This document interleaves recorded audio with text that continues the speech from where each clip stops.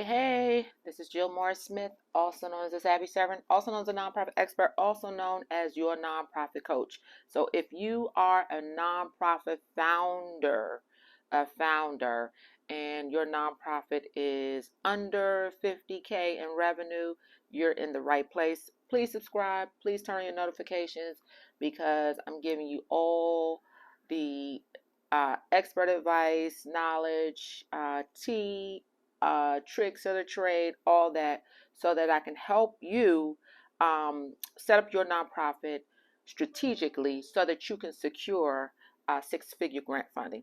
All right. So before we get started, I just want to let you know that I have a free nonprofit development training. It is a 3-hour training. I highly suggest that you take the training because it actually lays out the strategy of how I suggest that you build your nonprofit. And so if you don't understand my strategy, some of the videos that you'll listen to here, you may be applying in the wrong order. All right. So please go take that training. It is absolutely free. You can access it at my website, thesavvyservant.com.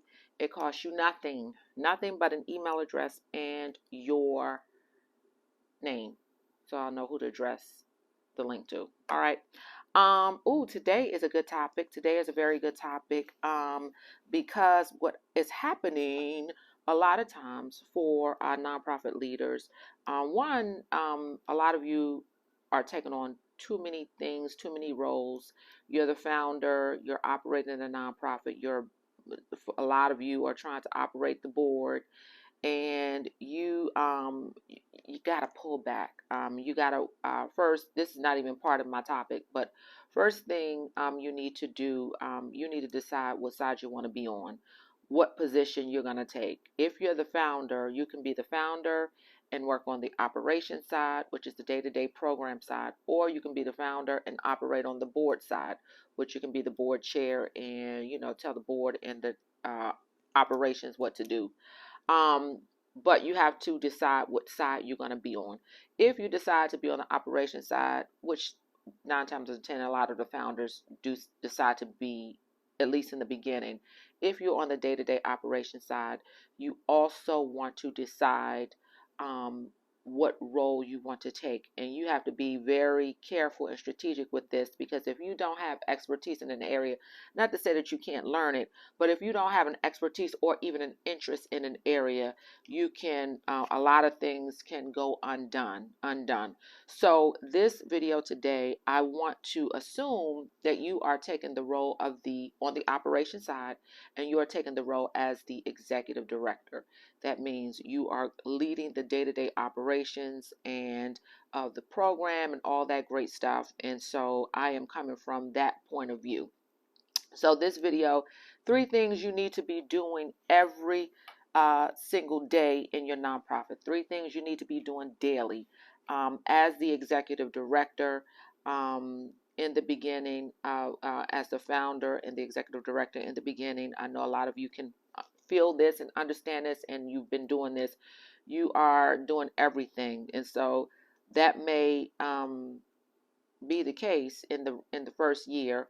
You can always hire volunteers, but a lot of times you don't even know what the volunteers should be doing. So hopefully this video will help you out today and give you a little bit of clarity of what you should be doing. If you're all over the place, if you feel like you're doing everything yourself and you ain't got no help. All right, so the very first thing you should be doing every single day, the first thing you should be doing is fundraising. I advise my clients to do fundraising activities every single morning, 2 to 3 hours per day. Yes, 2 to 3 hours per day. Fundraising activities can be anything from looking for grants and submitting proposals, going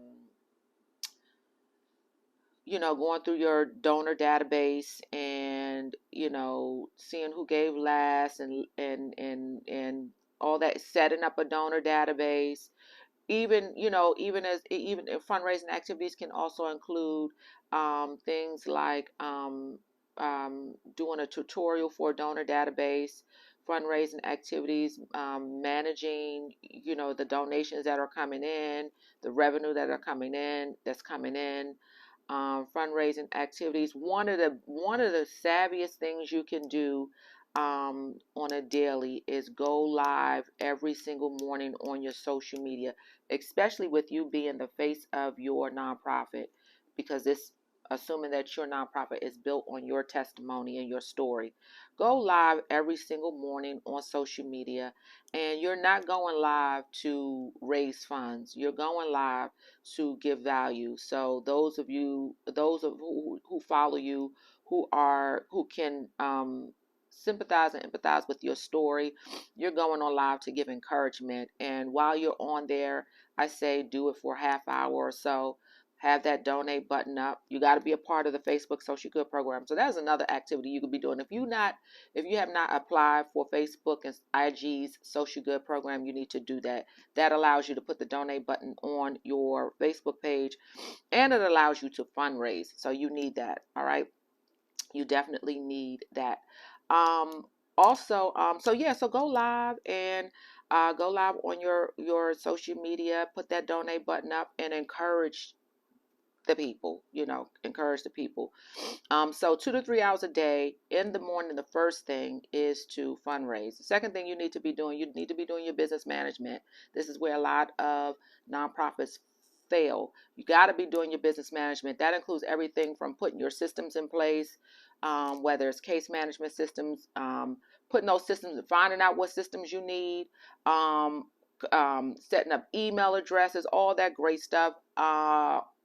Drafting your policies. It could be a policy as simple as,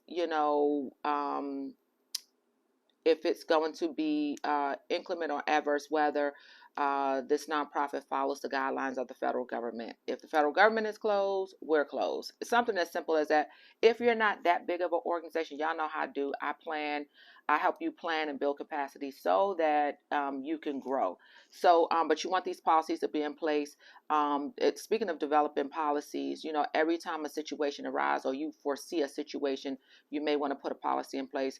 And at that point, like at one point, you're going to probably need an HR person, depending on how big you want to grow, or at least some type of HR consultant. Because say you definitely need like a sexual harassment policy and all that good stuff, gift giving policy. There's so many different policies that you need, and so that goes into the business management. That's the other thing you need to be doing daily. The third thing you need to be doing daily, you need to be getting out and meeting people.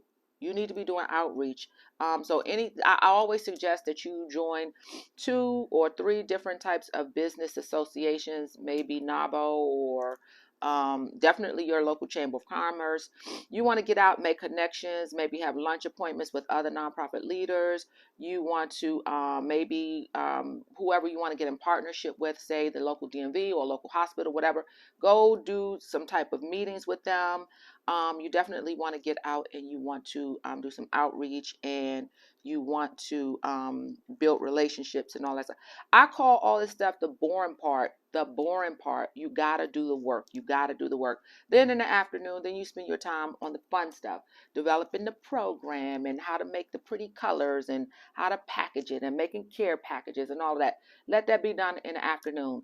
If you find that doing the first part of your day, the fundraising, the business management, and the outreach and partnerships building and all that, if that's boring, I suggest that you hire someone or you bring someone, perhaps a co-founder, to come on board or co-laborer, come on board and do that part. Let them serve as the executive director, and maybe you want to put yourself as the director of programs since you want to do the fun stuff. It's not a part of control or who's in control or any of that. It's just about getting the work done and serving the people. I have some clients who are co-founders. I have several. Let me just say this: when you are I find my clients who are coming in, and when there's 2 of them and they're coming in as co-founders, they're more sustainable and they're more successful. This is just happening in my case. the clients that I've seen. Those who are coming in as just the founder, they are finding themselves to be very, very overwhelmed. And a lot of times, you, because you know this is your vision, this is your baby, you want to control everything. You don't know how to outsource. You don't know how to share the work, and so I get it. So, but if you, I suggest that if you are just bent on just doing the fun part, the program part, maybe bring someone on as maybe your deputy to be in charge of the operations, and you be the executive director. You take on just like that, because let me tell you, the primary role of the executive director is to go out and be the face of the nonprofit, go out making these partnerships. It is mainly an external role, when, after your nonprofit gets, grows to be nice size, depending on how large you want your nonprofit.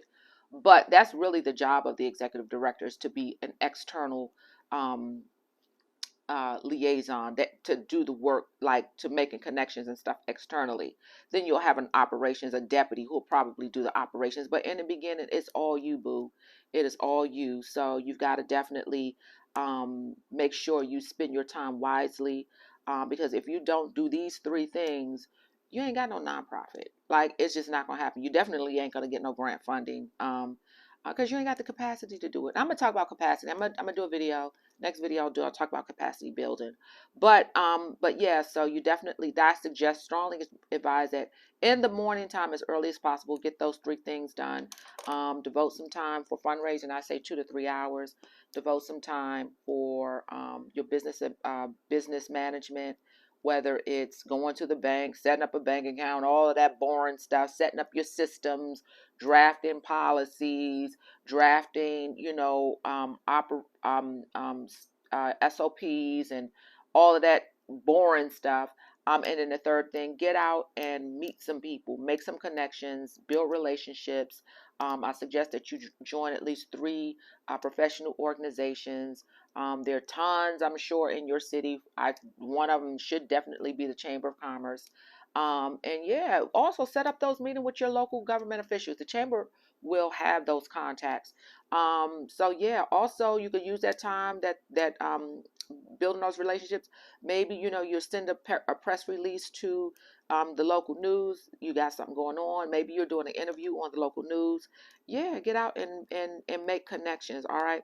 Speaking of that, I didn't even plan to say this, but speaking of that, I have all kind of press documents in the Activate Toolkit. How to write a press release to your local news, to get on the news, to share about your nonprofit, how to do a PSA. Just so you know, before I was the Savvy Servant, when I first quit my government job, I was JMAR's public relations, because I saw the need for outreach for nonprofits.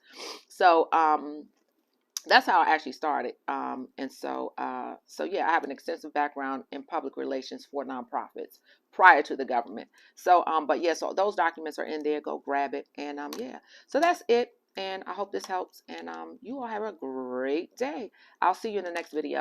Bye-bye.